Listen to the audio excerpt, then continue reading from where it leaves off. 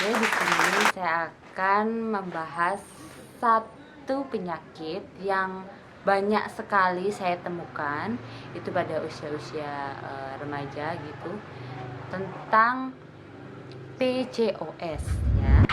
Jadi PCOS itu adalah gangguan hormon yang biasanya terjadi pada wanita usia subur karena kelebihan hormon androgen gitu yang berlebihan. Hal ini mengakibatkan ovarium atau indung telur itu menghasilkan kantong-kantong berisi cairan yang banyak, sehingga sel telur itu kadang kesusahan untuk melepaskan secara teratur. Jadi kan ada istilahnya masa suburnya ya.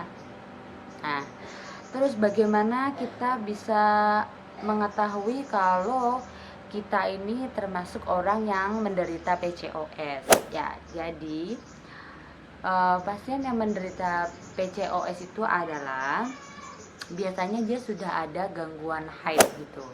Jadi biasanya bisa 2 bulan sekali, kemudian 3 bulan sekali, atau bahkan dari 1 bulan 2 kali kayak gitu kan. Terus yang kedua adalah gejala yang terjadi karena hormon androgen yang meningkat itu biasanya adanya kelebihan pertumbuhan rambut. Contohnya kayak ada kumisnya, kemudian timbul bulu-bulu di bagian tangan, kaki, punggung itu banyak sekali. Kemudian ada juga kista di ovariumnya itu banyak kalau misalkan dilihat dengan USG itu, dan warna kulitnya menjadi lebih gelap. Kadang bahkan timbul jerawat juga gitu untuk pada ini.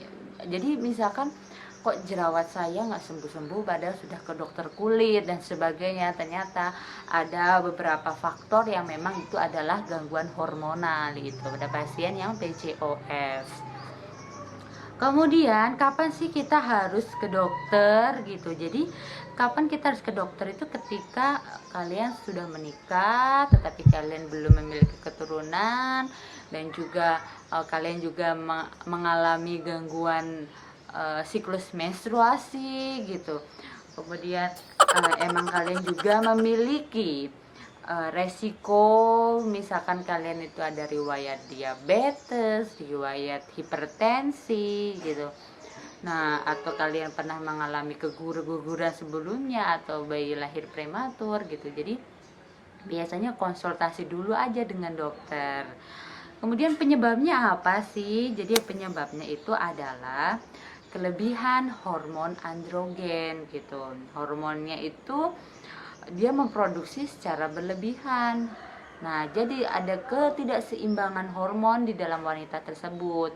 Dan yang kedua adalah karena faktor dari genetik atau keturunan.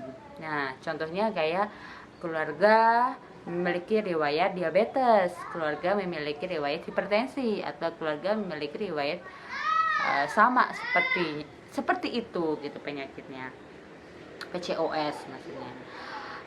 Oke, gimana caranya kita bisa tahu kalau kalian punya PCOS gitu? Yang pertama adalah cek darah.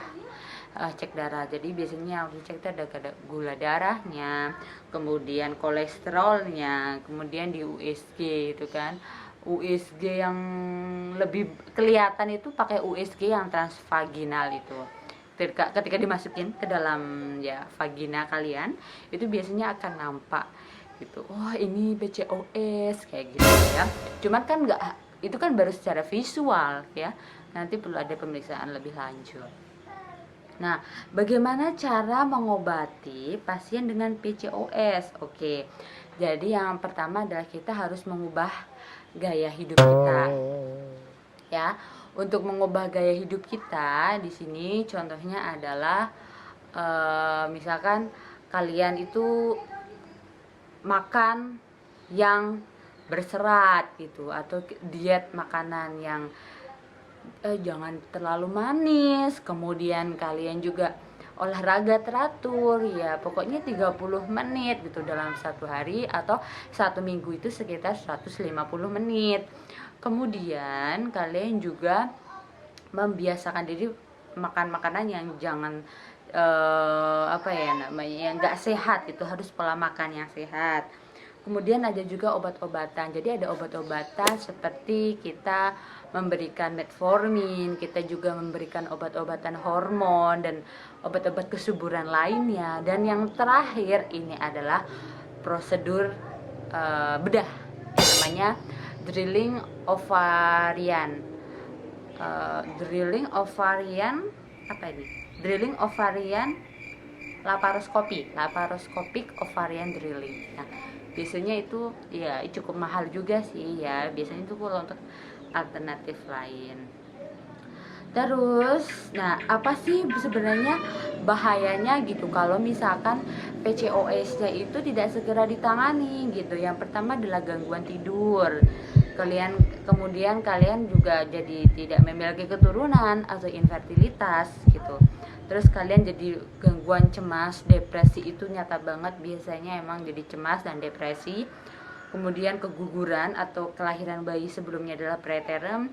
Kemudian diabetes, bahkan saat hamil bisa jadi diabetes atau malah jadi hipertensi juga, atau sindrom metabolik, dan yang terakhir adalah kanker endometrium ya, karena ada ketidakseimbangan hormon itu akan mempengaruhi dari itu rahim. Nah, gimana sih caranya supaya kita mencegah agar kita tidak terkena PCOS ya? Ada yang bisa dimodifikasi, ada yang bisa kita ubah, dan ada yang memang tidak bisa kita ubah. Contohnya kayak kita emang sudah memiliki keturunan, ya, ada riwayat.